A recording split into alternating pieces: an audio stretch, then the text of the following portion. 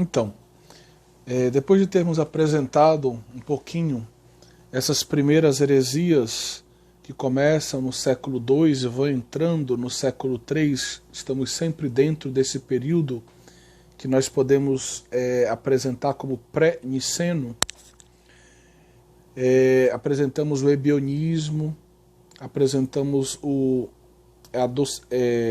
adocionismo e o modalismo. Nós precisamos falar agora do docetismo. Então, essa heresia, o docetismo, o termo provém do verbo doquem. E o verbo doquem a gente poderia traduzir em português de dois modos: aparecer ou parecer. Então, vamos pensar um pouquinho. Jesus parecia ser um homem de carne e osso. Ou Jesus aparecia, tinha uma aparência de um homem de carne e osso. Então a ideia que existe por detrás desse termo é que a humanidade de Jesus ela não era real. Jesus ele teria uma humanidade que seria uma espécie de fantasma. Ou, se você quiser um termo mais moderno, holograma. Interessante porque a gente encontra nos escritos joaninos, já no Novo Testamento, uma série de textos, por exemplo, primeira carta de São João, capítulo 4, versículo 2, primeira carta de São João, capítulo 5, versículo 6, e a segunda carta de São João, versículo 7, nós encontramos muito provavelmente ali referências neotestamentárias a essa tendência de pensamento que mais tarde provavelmente se torna mais encorpada, de negar a humanidade de Jesus, negar a encarnação. Lembrando que o termo encarnação designa, do ponto de vista bíblico, da antropologia bíblica, Jesus se torna homem, não é só tomar uma carne, né, uma corporeidade, mas homem com tudo aquilo que isso significa, corpo e alma e etc. Né? Bem, então se Jesus ele tinha uma humanidade que não é real, é apenas uma espécie de fantasma, um holograma, aí você raciocina comigo, então a encarnação não é real, o nascimento de Jesus não foi real, tudo um holograma, né? A paixão de Jesus não foi real. E aí, então, aí vem a grande pergunta: a redenção foi real? Jesus nem assumiu a nossa humanidade, realmente, nem morreu para nos salvar, porque não tinha uma humanidade para ele morrer. Então, Jesus Cristo não é homem, não se encarnou, dogma fundamental da fé cristã, e Jesus Cristo não é o nosso salvador, porque ele não morreu e não morrendo não pôde nos salvar na cruz. Vocês estão entendendo o X da questão? Fizemos referência então ao Novo Testamento, alguns textos joaninos que remetem à existência já nas primeiras comunidades cristãs de pensamentos, de linhas de pensadores, né, de pequenos grupos que manifestam a tendência docetista. Né? Inácio de Antioquia também, esse autor ali, né, do final do primeiro século e particularmente do iniciozinho dos primeiros anos do segundo século, ele morre provavelmente ali no ano 107 depois de Cristo, né? Ele faz referência também aos docetistas na carta dele, por exemplo, aos esmirnitas, a igreja de Esmirna. Esmirniotas, certo? Ou seja, aos cidadãos de Esmirna. E ele, aqui eu vou citar um trecho, né, daquilo que ele escreve, da expressão que ele usa. Ele diz assim, que Jesus é verdadeiramente, ele usa o termo grego aletos, Jesus verdadeiramente, aletos, nasceu, morreu e ressuscitou. Então ele está defendendo a humanidade real, verdadeira de Jesus. Jesus nasceu, morreu e ressuscitou.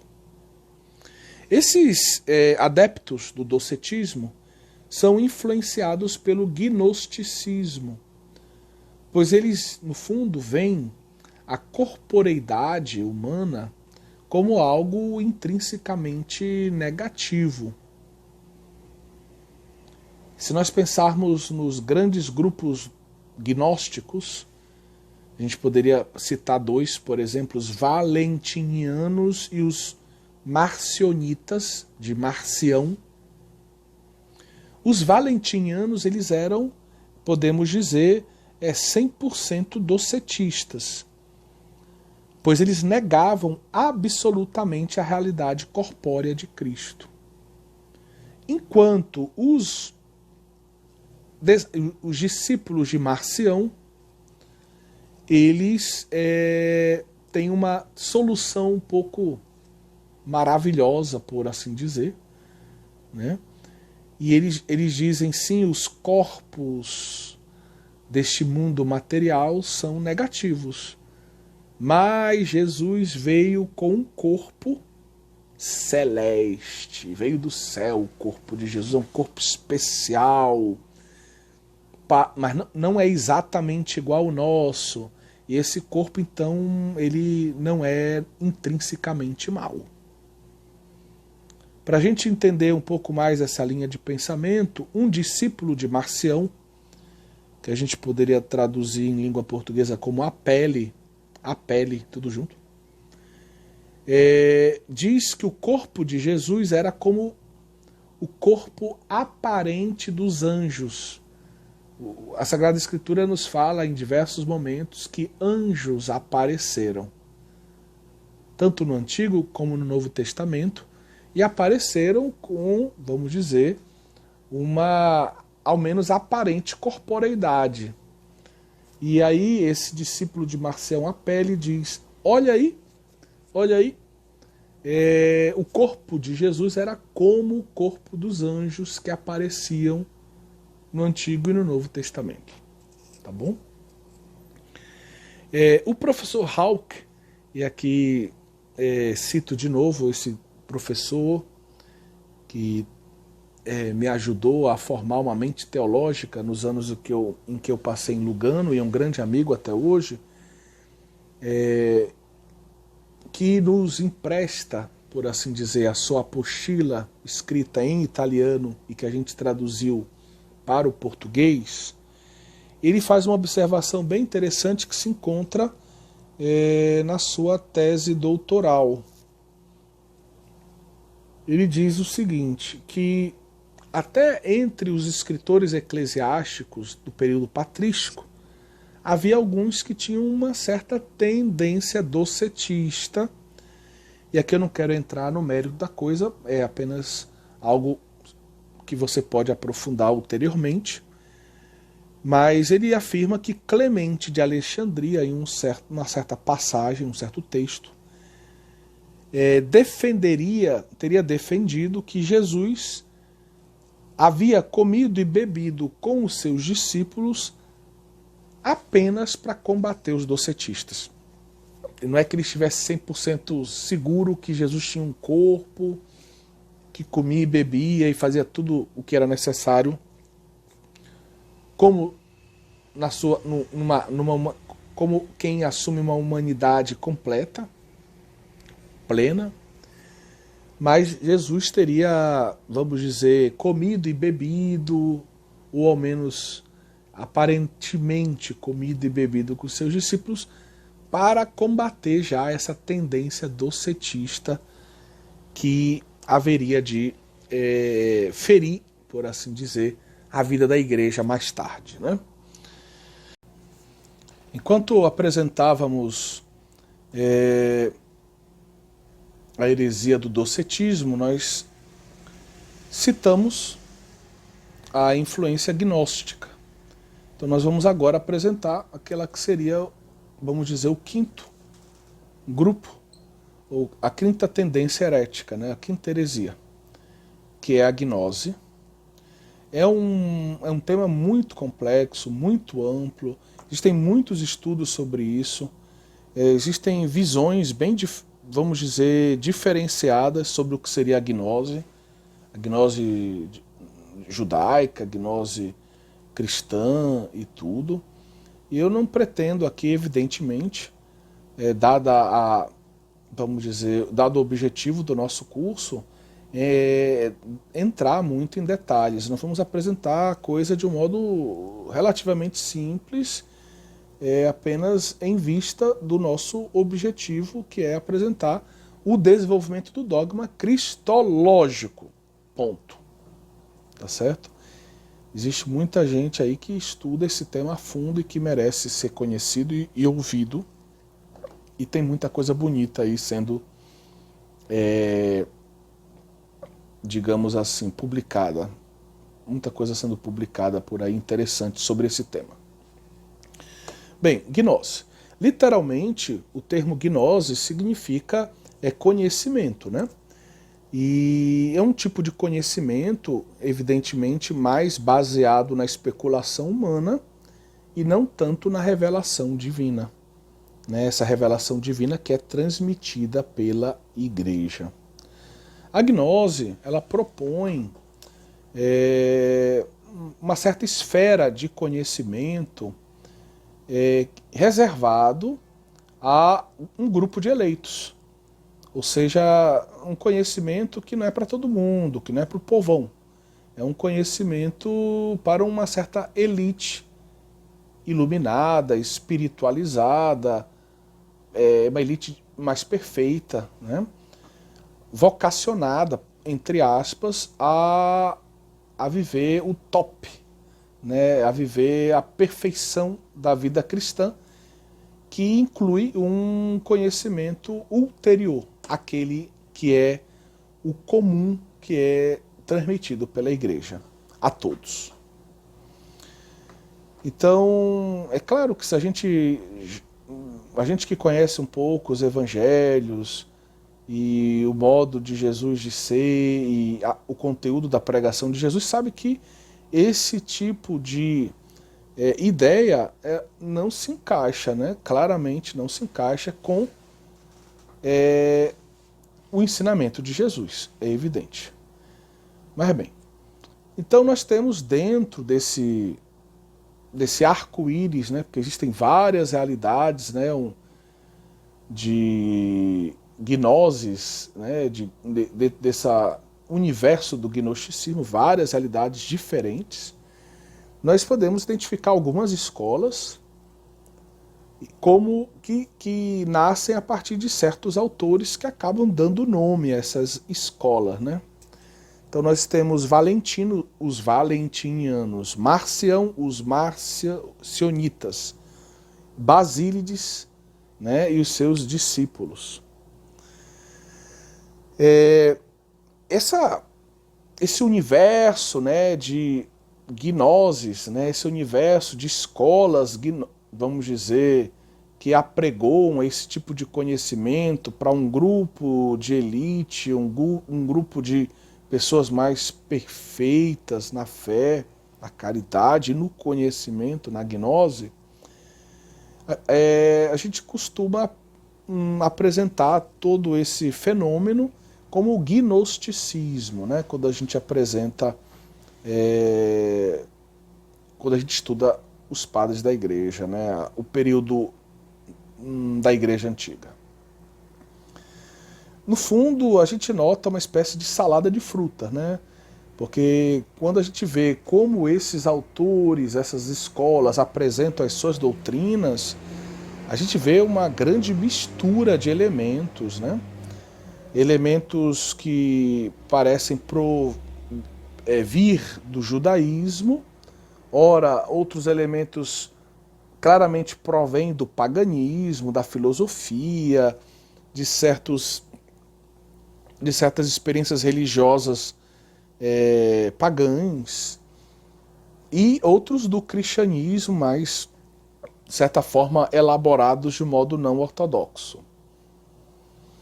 E uma característica evidente desse universo, né, do gnosticismo, é um dualismo, né? Então, um dualismo onde se nota, por um lado, simplificando muito, a realidade espiritual como algo positivo e a realidade material como algo negativo.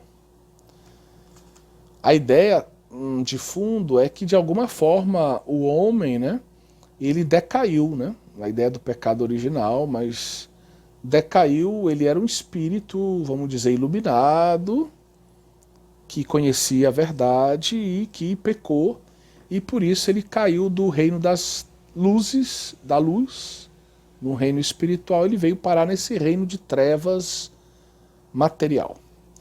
E o ideal é que ele possa, pouco a pouco, se libertar dessa realidade corpórea, material, dessas trevas, e fazer um caminho de retorno, né, de réditos, né, de retorno a esse mundo de luz, de perfeição, de verdade espiritual. Então, claramente, nessa concepção, o material, o corpóreo, é visto como negativo, como algo que a gente precisa superar, né?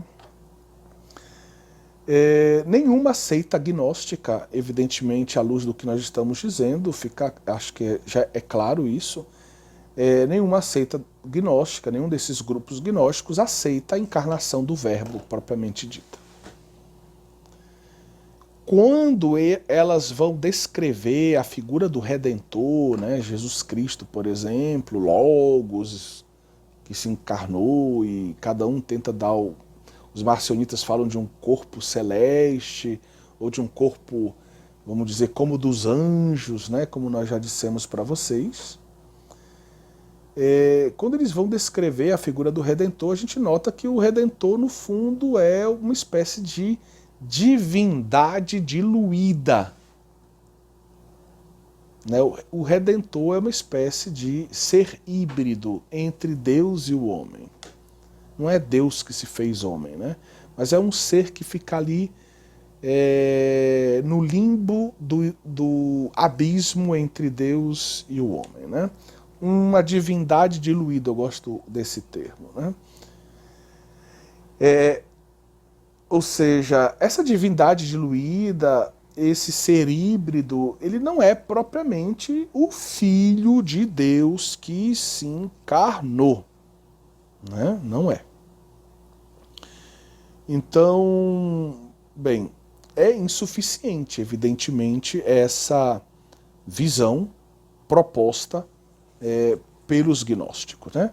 Eu vou citar aqui da apostila do professor Hauck um elemento interessante até para a gente conhecer um pouquinho mais o Islã, o Alcorão, né? Mas um desses líderes de escolas, né, gnósticas era Basílides. Segundo Basílides, não foi Jesus Cristo que morreu na cruz. Mas na hora de ser crucificado, Jesus trocou de lugar com Simão, não Simão Pedro, mas Simão Cirineu. E Simão acabou sendo crucificado no lugar de Jesus, porque Jesus não tinha, vamos dizer, uma corporeidade que lhe permitisse morrer na cruz, né? Mas Simão, sim, Simão era um homem 100% homem, então acabou ele, se viu ali no final da ajuda que ele deu ao Cristo, coitado, ele acabou sendo crucificado no lugar do Cristo. E essa ideia, caríssimos, ela frequentou, vamos dizer, esses círculos gnósticos sob influência de Basílides, e chegou até o Corão, né? Então você vai encontrar isso numa Shura, que é como um versículo do Corão, a Shura número 456. Então esse dualismo excessivo do gnosticismo faz com que a encarnação não possa ser proclamada como verdade. E se ela não pode ser verdade, então a obra redentora que foi realizada na cruz também não é verdadeira, né? Então vejam sempre o grande problema, né, que nós temos aqui. Então é inaceitável, né? O cristianismo não pode compactuar com isso. Vamos terminar, digamos, esse tópico do nosso curso de Cristologia falando um pouquinho de particularmente de dois teólogos importantes nesse primeiro período pré-niceno, que são Irineu, de Leão, e vamos falar um pouquinho também de Inácio de Antioquia. Depois a gente comenta um pouquinho também Tertuliano e Orígenes. Mas Irineu de Leão morreu mártir, como nós sabemos, no ano 202, ou melhor, morreu no ano 202. Ele insiste no conceito de unidade. Contra essas divisões, contra esses dualismos, contra essas visões tão opostas entre bem e mal, espírito e matéria. Marcião, por exemplo, fala do Antigo Testamento, que é mal, onde se manifesta um Deus da matéria, o Deus Criador é um Deus mau, enquanto o Novo Testamento apresenta o Deus do Espírito, o Deus da redenção, o Deus bom. Então o Antigo Testamento seria mal, o Novo Testamento seria bom, um Deus que criou a realidade material é mal, e o Deus que quer nos libertar dessa realidade material para nos salvar é bom. Então vejam aí a confusão, né? Sempre esse dualismo sempre como atmosfera de pensamento. Então Irineu de Leão, ele vai insistir, vai bater na ideia de unidade, né? Então para ele não se pode separar o Criador do Redentor, como Marcião faz. Aquele que criou é aquele que nos ama, é aquele que nos salva, né? Então ele se opõe claramente à visão de Marcião aqui. Para ele também existe esse único Deus que nos criou e que nos redimiu. Ele criou todas as coisas boas. Ele criou as coisas materiais boas, como diz o livro do Gênesis. Ele não era mau e ficou bom. Ele não fez as coisas mais para o homem sofrer. Ele criou tudo bom. Então a realidade material ela não é negativa, a realidade material é boa. Porque vejam, se a realidade material é negativa, então Cristo não se encarnou. Então o que é a Eucaristia? O que são os sacramentos? São todas a matéria dos sacramentos, são realidades físicas, né? Então, são todas negativas? Os sacramentos, então, seriam negativos? Não. A Eucaristia não é negativa, a Eucaristia é Cristo. Então, o Irineu ele vai mostrar justamente, até com o escopo eucarístico, que as realidades materiais criadas por Deus são boas. Daí que elas são assumidas por Cristo, o trigo, o vinho, e são consagradas e se tornam, assim, corpo e sangue de Cristo. Né? E Cristo também, a unidade em Cristo, não há um dualismo entre divindade e humanidade em Cristo, mas há uma unidade. Deus se fez carne.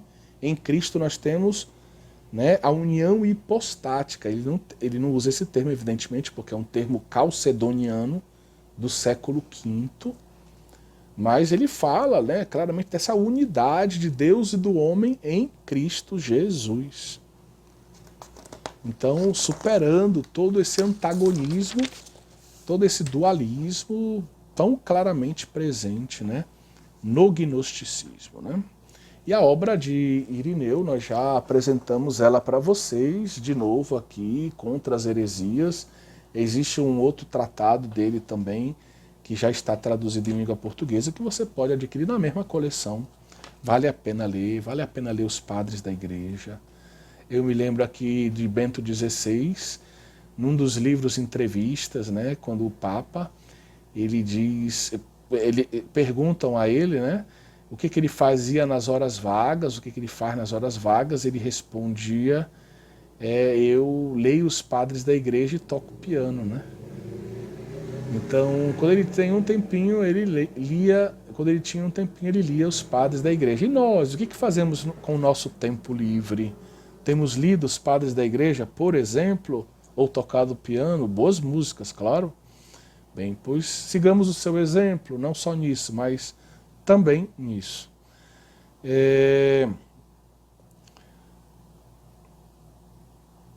Então Jesus Cristo é Deus, é homem, e aí sim a obra da redenção é compreensível. Jesus Cristo sendo o nosso Salvador, a gente vê que é Deus que nos salva, Jesus significa isso, Yeshua, né? Deus salva, mas também ele é homem, e como homem ele então, vamos dizer, oferece a Deus, digamos, a reparação pela falta dos homens, pela falta da humanidade. Outro autor, como eu havia dito, que é, vamos dizer, mais antigo que Irineu de Leão. Irineu de Leão é considerado, vocês sabem disso, né, o pai da teologia dogmática. E aí eu remeto, digamos, ao nosso estudo de introdução à teologia, tá bom? Não vou aprofundar essa questão, mas realmente é um autor privilegiado, Santo Irineu de Leão. Vou falar também um pouquinho de Santo Inácio de Antioquia. Nós já citamos este autor. Ele, que morreu no ano 107, e ele, sem utilizar certos conceitos elaborados mais tarde, ele vai apregoar, dizer claramente essa unidade da pessoa de Cristo. Ele vai defender tanto a unidade, em Jesus Cristo nós temos uma pessoa só, né? Mas temos duas naturezas, a divina e a humana. Então tem um texto muito interessante que está na sua carta aos Efésios. E ele vai escrever assim: um só é o médico. Está falando de Cristo, o médico, né? Santo Inácio de Antioquia, ele diz que a Eucaristia é medicina para nós, é remédio para nós. A Eucaristia é Cristo. Então ele vai dizer, um só é o médico. Olha aí, corpóreo e espiritual. Corpóreo, homem, espiritual, Deus. Gerado, homem, ingerado, Deus. Não gerado, Deus. Na carne, homem, Deus. Na morte, homem que pode morrer, vida verdadeira. Vida verdadeira, o adjetivo verdadeira quer dizer uma vida que não termina, a vida no seu sentido puro, pleno da palavra Deus. Nascido de Maria, enquanto homem, na carne, enquanto carne, e nascido de Deus. Ou seja, a ideia, claro, menos o termo teológico hoje que a gente usaria seria gerado eternamente, né, pelo Pai. Mas ele quer dizer nascido de Deus no sentido que ele é Deus de Deus. Antes passivo, ele podia sofrer, e depois da ressurreição, até a humanidade dele ficou impassível, como é a divindade dele. O texto continua, antes passivo e depois impassível. E ele termina, Jesus Cristo nosso Senhor. Que lindo, né?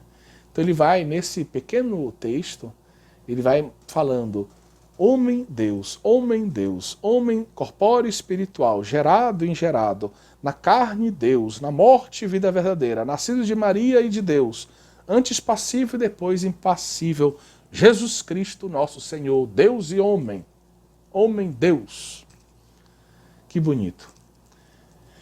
No segundo século, se desenvolve a atividade dos apologetas, como nós sabemos, dentre os quais merece um certo destaque Justino. Se você quiser conhecer um pouquinho mais de Justino, você pode ir lá no nosso curso de Introdução à Teologia. Na segunda parte do curso, a gente gravou uma aula longa sobre a figura de Justino. Vale a pena escutar essa aula. Então, Justino ele morreu por volta do ano 165. Ele defende a harmonia entre fé e razão no cristianismo contra os pagãos. E abre uma escola em Roma, né, depois de todo o itinerário de busca, né, da verdade, que o levou a conhecer diversas escolas filosóficas, estoicismo, pitagorismo, platonismo, até que ele descobriu Cristo realmente como a sabedoria, e ser filósofo então seria ser discípulo de Cristo. E aí, sob o nome de escola de filosofia, na verdade ele abriu uma escola de catequese, vamos dizer assim, uma escola para apresentar Cristo e a verdade cristã. Então ele defende a harmonia entre a fé e a razão no cristianismo contra pagãos. Ele escreve 2 apologias dirigidas ao imperador para defender a fé cristã contra os pagãos e também contra os judeus. Ele escreve uma obra, né, o Diálogo contra Trifão, que é um judeu eminente, importante da época. Contra os judeus, insiste no fio condutor do Antigo Testamento, que se apresenta como uma preparação para a vinda do Cristo. Então o Antigo Testamento preparou os judeus para Cristo. Mas ele diz que, da mesma forma como o Antigo Testamento preparou os judeus para Cristo, de certa forma a filosofia preparou os pagãos para Cristo. Então, contra os pagãos, aprofunda o conceito joanino de logos, um termo muito difundido na filosofia contemporânea, de proveniência estoica. O influxo do verbo divino abraça o inteiro cosmos, toda a história. Ainda antes da encarnação, já se encontra na humanidade uma presença parcial do logos. Então ele vai dizer, no fundo, na obra criadora existe uma espécie de semi, né? Uma presença seminal do verbo na obra criadora.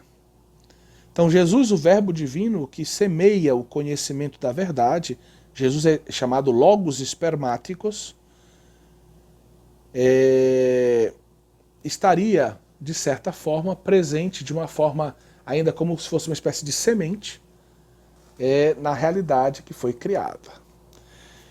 Então, os judeus eles participam mais intensamente, profundamente do Logos, porque eles fizeram o caminho do Antigo Testamento. Né? Eles participam mais do que os pagãos. Mas, no fundo, só no cristianismo se encontra a plenitude da verdade. Então ele vai apresentar essa ideia do logos espermático, sementes de verdade que estão presentes no mundo criado, né? Especialmente no homem, que preparam, de certa forma, o homem para acolher a verdade plena no cristianismo, né?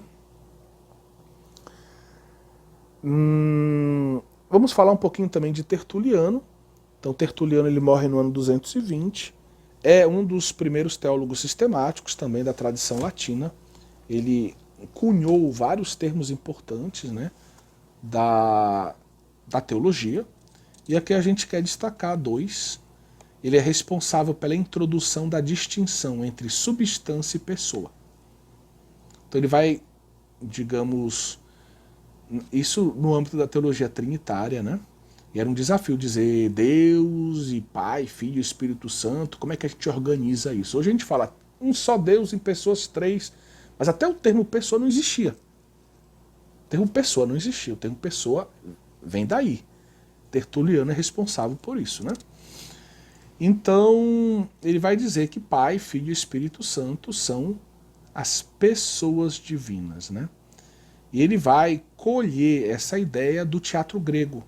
O teatro grego usava, né, máscaras, que você pode ver em alguns museus antigos, que se chamavam em grego prosopon. E ele vai então traduzir essa ideia do prosopon do grego para persona no latim. E vai dizer que em Deus nós temos 3 pessoas. E uma só ousia. Uma só substância, a gente poderia dizer. Então ele vai, vamos dizer, inaugurar essa terminologia. A divindade é a ousia, é a substância. Ousia é o termo em grego, né? Enquanto as 3 pessoas, Pai, Filho e Espírito Santo, que não existiu o termo pessoas, os 3, Pai, Filho e Espírito Santo, ele vai chamar, são 3 pessoas. Então, a partir de Tertuliano é que nós temos essa terminologia. E isso daí depois a gente vai explicar como isso vai se desenvolver no Oriente. A história não é 100% fácil. Então, bom. Outro grande influxo para a cristologia pré-nicena provém de Orígenes. Ele é o teólogo grego mais importante desse período, mesmo que algumas de suas ideias teológicas, como a apocatástase e a pré-existência das almas, tenham sido condenadas pela Igreja mais tarde. O que é a apocatástase? Apocatástase é a ideia de que no final dos tempos, todo mundo vai se converter. Toda a humanidade, os pecadores, inclusive as almas que estão no inferno, elas vão todas, né, se converter e todo mundo vai viver em Deus feliz para sempre. Mas tem um detalhe. Até o demônio e os diabos vão se converter. Então no final tudo vai se converter, todos vão se converter e viver. É um pouco irônico o modo como eu estou apresentando, mas estou tentando ser bem simples, né, nessa apresentação. E vão viver felizes para sempre, né? Bem, não é essa a doutrina católica. Então Orígenes não foi condenado por essa doutrina em vida, mas os seus discípulos levaram essa doutrina adiante e o origenismo foi duramente combatido nos séculos seguintes e essa tese foi então condenada. Outra tese condenada da pré-existência das almas. Então Orígenes ele viveu em Alexandria, um polo, né, da filosofia grega, especialmente a que eu penso no neoplatonismo. Grandes autores do neoplatonismo viveram em Alexandria e Orígenes frequentou esses ambientes, certo? E então ele vai apresentar, digamos, a ideia de que o homem, a alma do homem existe antes do homem encarnado, né? Então nós, antes de mais nada, somos almas que decaíram, que vieram para esse mundo, que se encarnaram e que têm que, de certa forma, percorrer um caminho de redenção, de retorno para esse estado primeiro, esse estado paradisíaco, esse estado de comunhão perfeita com Deus, certo? E essa ideia, então, de que as almas dos homens existem antes digamos, da concepção, da nossa concepção, ou da nossa existência, vamos dizer, corpórea, é contrária à nossa doutrina católica, né? Na doutrina católica fala de um ato criador de Deus na concepção. Então Orígenes ele defende isso, né? Essa pré-existência da alma, e ele, evidentemente, sendo fiel a esse pensamento, ele vai aplicar isso à cristologia. Já chegamos lá. Então essa doutrina também vai ser condenada pela Igreja, da pré-existência das almas. A teologia é importante para a compreensão da terminologia cristológica. Ele usa a palavra hipóstasis para descrever a pessoa do Pai, do Filho e do Espírito Santo. Então esse é um elemento interessante. O termo hipóstasis tinha um duplo significado. Podia significar tanto um pouco aquilo que a gente entende como substância hoje, aquilo que a gente também diz como ousia, como também poderia significar aquilo que poderia ser usado no sentido, e a partir de Orígenes isso vai ser assim, como sinônimo de pessoa. Persona lá Tertuliano. E ele então vai chamar Pai, Filho e Espírito Santo de hipóstases. Isso vai influenciar depois bastante os padres capadócios. São eles que vão, vamos dizer, firmar essa noção, esse uso terminológico. Mas, olha, Orígenes é que começou a usar. Tá bom? Em grego, o termo hipóstase, união hipostática, já vem daí. União hipostática é união na pessoa. Então o termo hipóstase como pessoa, como sinônimo de pessoa. Só que Orígenes ele vai dizer que o Filho, o Verbo divino, é gerado eternamente pelo Pai, e até aí a gente diz ok, tudo bem, sem separar-se dele. O Filho recebe sem cessar a vida divina do Pai. Então ele diz assim que o Filho é gerado eternamente pelo Pai, sem separar-se dele. O Filho recebe sem cessar a vida divina do Pai. Tudo parece conforme a doutrina católica.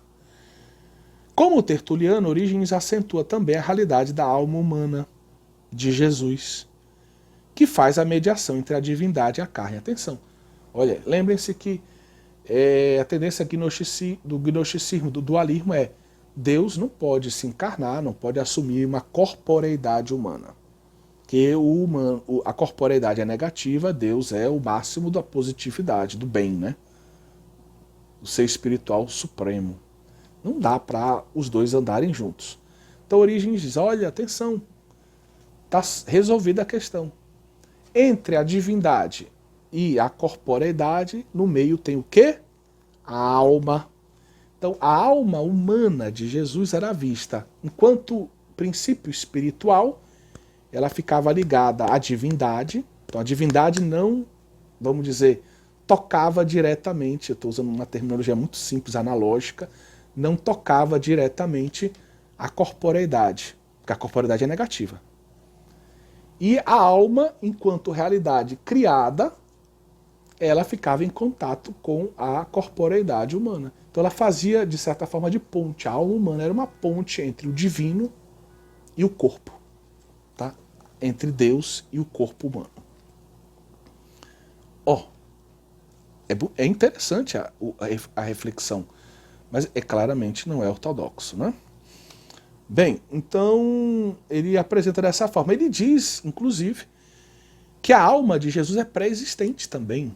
Ou seja, lá no céu o Verbo se uniu primeiro à alma humana dele, aí depois o Verbo com a alma de Jesus assumiu o nosso corpo apenas no seio da Virgem Maria. Ele fez o caminho de queda, de kenosis, alguém diria, à luz de Filipenses, né? Capítulo 2, do versículo 4, 5 até o 9 e 10, tá bom? Vocês estão entendendo o problema? Então é muito inteligente o pensamento de Orígenes, mas não é conforme ainda a nossa doutrina católica, né? Nele se nota uma concepção de uma concepção, um pensamento que tem uma concepção de matriz platônica, né? Essa ideia dele de apresentar a alma de Jesus como essa ponte entre a divindade e a corporeidade vai ter uma certa consequência.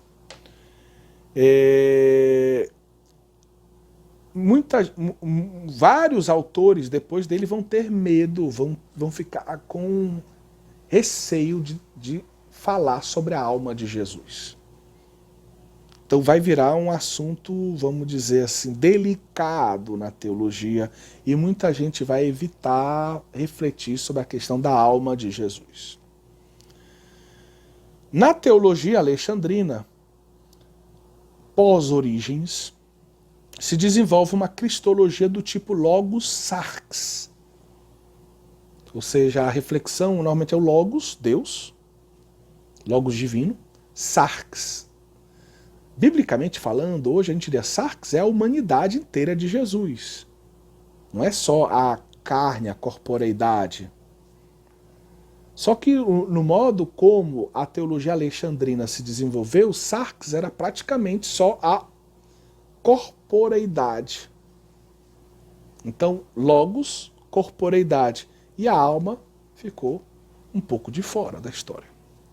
E aí a gente vai ver que isso vai ter efeito no arianismo e no apolinarismo, especialmente mais tarde. Sempre com pensadores inteligentes que leem Orígenes, que usam os escritos de Orígenes muitas vezes, tá bom? Orígenes vai fundar também uma escola lá em Cesareia mais tarde. Bom, o itinerário dele vai acabar saindo de Alexandria por problemas com o seu bispo e vai ajudar a fundar, vamos dizer assim, entre aspas, uma escola lá em Cesareia, Cesareia Marítima, no atual Israel. A escola de Antioquia, que depois a gente vai ver alguns autores quando falar de Nestório, ela já tinha um esquema diferente. A tendência lá na escola de Antioquia, né? Antioquia na atual Turquia, já bem pertinho da Síria. Antioquia ela vai desenvolver um esquema diferente, vai ser logos anthropos, né?